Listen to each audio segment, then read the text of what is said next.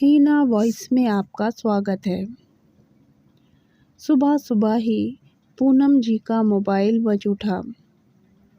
देखा तो बेटी अवंतिका का फ़ोन था ससुराल से। जल्दी से पति सुशांत जी को उठाया। सुनिए, अवंतिका का फिर से फ़ोन आ रहा है। ये लड़की बहुत परेशान करके रखी है। कल जाने क्या बात हुई, कोई समाधान नहीं निकल पाया लगता है। चिंतातुर स्वर में पूनम जी बोल पड़ी। आप श्याम सुंदर जी को फ़ोन करके पूछिए जल्दी से, फिर मैं अवंतिका से बात करती हूँ। सुशांत जी भी हड़बड़ा गए। वैसे ही पिछले साल से बेटी के ससुराल वालों के अजीब से रवैये से परेशान थे। बेटी अपनी ससुराल में खुश नहीं हो तो किस पिता को चैन आएगा। हेलो, हाँ श्याम सुंदर जी, कल आप अवंतिका के ससुराल गए थे क्या? क्या बातचीत हुई? कोई सुधार का आश्वासन है? आपने फ़ोन ही नहीं किया। कल देर रात तक मैं आपके फ़ोन का इंतज़ार करता रहा। उधर से बताने वाले ने जो भी कहा उसे सुनकर सुशांत जी बहुत तनाव में आ गए थे। क्या हुआ जी, मुझे भी तो बताइए। पूनम जी की व्याकुलता बढ़ती ही जा रही थी। दामाद जी की पहले से ही एक बीवी है। झूठ बोलकर हमारी बेटी ब्याह ली उन लोगों ने, और उल्टे अब हमारी बेटी से छुटकारा पाने के लिए उसे प्रताड़ित करते रहते हैं। बहुत हो गया अवंतिका की माँ, मैं अब बेटी को वहाँ बिल्कुल नहीं रहने दूँगा। सुशांत जी अवंतिका की सुरक्षा और सम्मान के प्रति बहुत व्यग्र हो उठे। तब तक अवंतिका का फ़ोन फिर से पूनम जी के पास आने लगा। स्पीकर ऑन कर लिया था उन्होंने। बातें महत्वपूर्ण थी।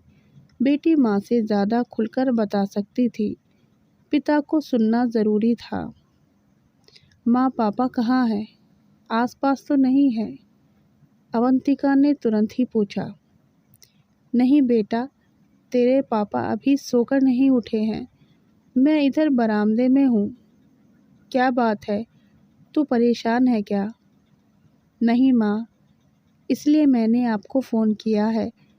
आप लोग विशेषकर पापा को बोलना, चिंता बिल्कुल नहीं करेंगे। यहाँ सब ठीक हो जाएगा। पापा ने इतने अरमान और धूमधाम से मेरी शादी की है। पूरी बिरादरी में ऐसी शान शौकत की शादी किसी की नहीं हुई। मैं यहाँ ठीक हूँ। आप लोगों की प्रतिष्ठा पर आँच नहीं आने दूँगी। बस माँ, अब रखती हूँ। आप पापा को समझा देना। नहीं बेटा, तू हम लोगों की चिंता बिल्कुल ना कर। मैंने तुझे खामोशी से अन्याय सहन करने के लिए नहीं पढ़ाया लिखाया है। तेरी कोई गलती नहीं है, ना ही हम लोगों की।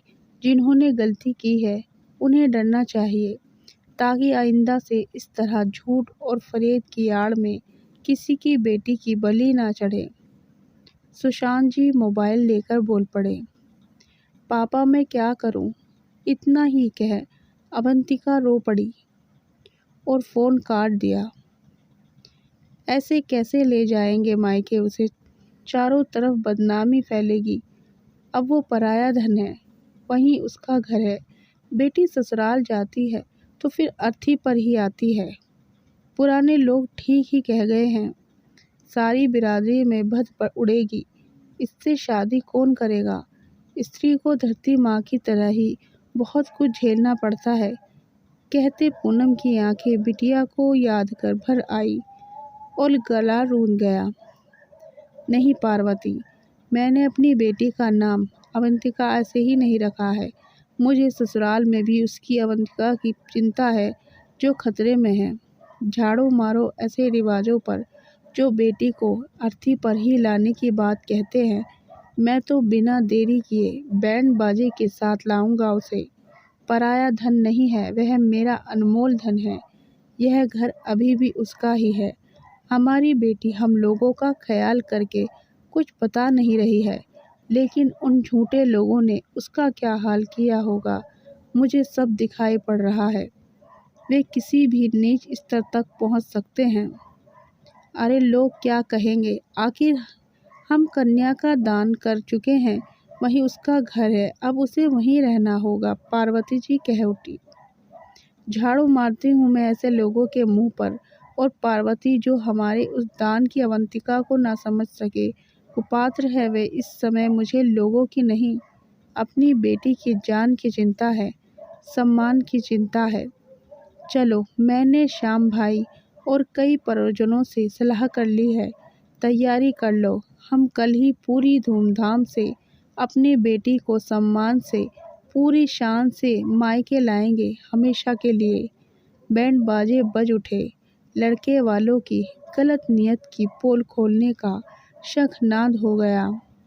जिस इज्जत और गरिमा से बेटी को ससुराल पहुंचाया था, उसी इज्जत और गरिमा से धूमधाम से अपने घर ले आने के लिए बेटी की आंखों में पिता से मिलने वाली इस हिम्मत, इज्जत के लिए गर्व के अश्रु थे, और दिल में हर अन्याय से जूझने का अपार हौसला।